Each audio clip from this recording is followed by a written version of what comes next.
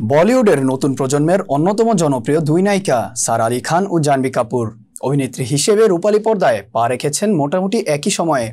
জনপ্রিয়তার নিরিখেও কেউ কারো থেকে কম যান না। তবে বলিউডে সাফল্য অর্জন করার ক্ষেত্রে একে অপরের সঙ্গে রেষারেষির রাস্তায় হাঁটতে চান না তারা। কারণ সারা আলি খান ও জাহ্নবী কাপুর নাকি একে অপরের খুব ভালো বন্ধু। বলিউডের দুই বড় পরিবারের সন্তান তারা।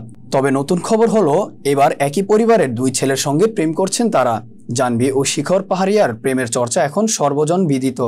প্রেমিকের নামাঙ্কিত হার গলায় পরে ঘুরছেন আজকাল। এবার শিখরের ছোট ভাই বীরের সঙ্গে লন্ডনে যান সারা। বীর পাহাড়িয়া হলেন মহারাষ্ট্রের সাবেক মুখ্যমন্ত্রী সুশীল কুমার শিন্ডের নাতি এবং ব্যবসায়ী সঞ্জয় পাহাড়িয়ার ছেলে। খুব শিগগিরই বড় পর্দায় অভিষেক ঘটবে তার, এমনটাই গুঞ্জন। এদিকে পর্দায় পা দেওয়ার পর সুশান্ত সিং রাজপুত থেকে কার্তিক আরিয়ানের সঙ্গে সারার প্রেমের খবর নিয়ে কম চর্চা হয়নি। আবার কার্তিকের সঙ্গে একসময় জাহ্নবীরও সম্পর্কের গুঞ্জন শোনা গিয়েছিল। তবে বীরের সঙ্গে সারার ঘনিষ্ঠতা নতুন নয়। 2020 সালে সারা এক প্রকার স্বীকার করে নিয়েছিলেন যে তিনি বীর পাহাড়িয়ার সঙ্গে প্রেম করছেন।